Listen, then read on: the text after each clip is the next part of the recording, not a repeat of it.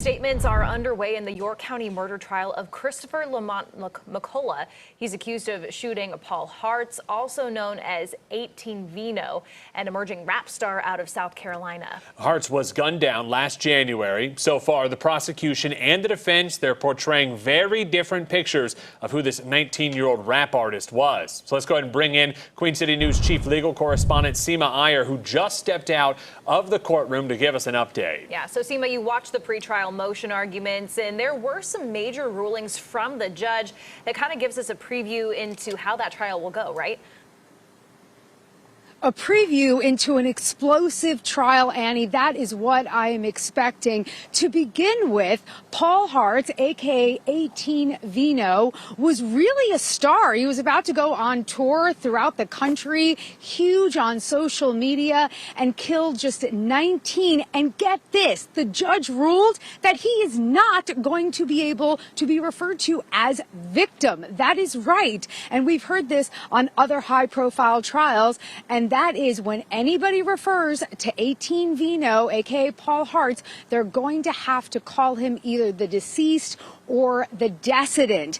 Other big arguments this afternoon were about gang membership. The judge said, no, nobody's talking about gangs in my courtroom unless somebody opens the door to that type of evidence.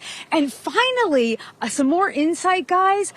18 Vino wrote raps allegedly about robberies, and the defense wants to bring that in, but the judge says no to that, again, unless and until somebody opens the door and allows such evidence into the trial. Guys.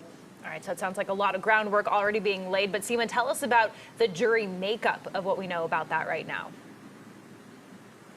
Okay, so I was not allowed to watch the jury being selected, and nor are we allowed to ever film a jury.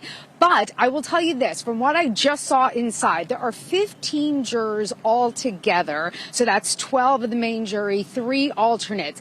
Now, from the main jury, I do see that there is one black male. I say that as significant because the defendant is a black male as well as the victim. And of course, there's this co-defendant as well who's going to be testifying. And then there's just one woman who appears to be something other than Caucasian. But of course, I could be wrong. So the bottom line is, of that 15, 14 people do appear to be Caucasian. And guys, just so you know, coming up at 6, I'm going to have a lot more on what this high profile trial is about and what both sides are saying on their case in chief. Guys.